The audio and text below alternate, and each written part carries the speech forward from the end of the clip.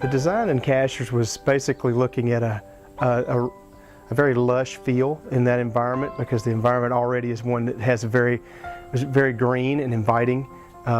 Being the high rainfall in that area gives a very a lushness all in the natural environment. So we're looking for a landscape that would complement that and then also bring color to that area. The surroundings are very beautiful.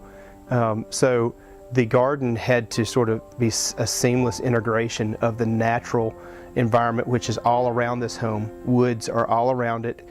You're looking out at White Top Mountain, and it was very much a part of the design process.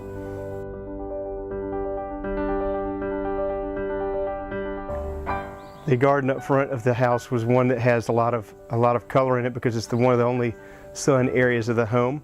The drive court, being that it's right in front of the home, is a very important area to this house. So the presentation as you come out the front door was important to the client, and having a lot of color in that was something that was requested from the client. So we were able to do that with a small perennial garden that is alongside the paver driveway. So all in all, that whole area is meant to be sort of a decorative flower garden, along with the cars that have to be parked in there. So that was basically the intent of the space.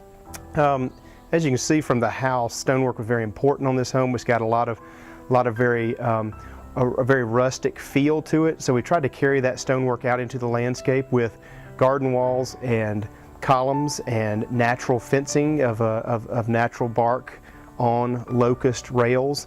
And ended up trying to bring the same feel of the home out into the landscape, was really what drove that whole design. And stone was a very important part of that.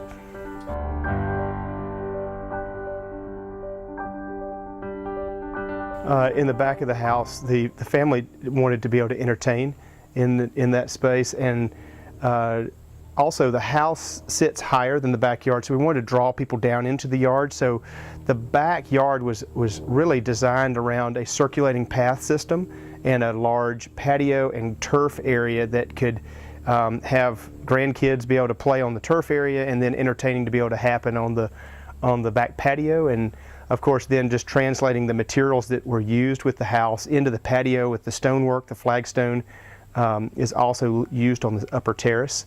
And the large lawn had a garden put all around it. So again, very natural in its concept, but a lot of diversity of flower color and interest for whenever the clients might be visiting the home, there would be something of interest in that space.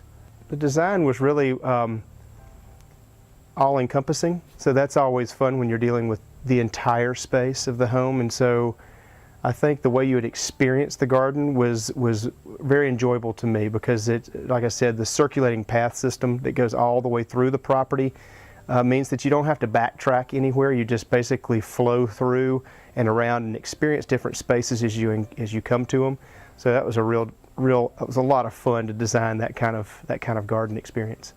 So this landscape was a very enjoyable landscape to do, but I think typically what we're seeing in our landscapes is we do a lot of garden renovation work. So what can be viewed in this project that could relate to what is more typical for us is a lot of these elements can be applied to a smaller landscape by using any one of them. So we would do a patio or perennial gardens, or this project just ended up showing a lot of what we're capable of.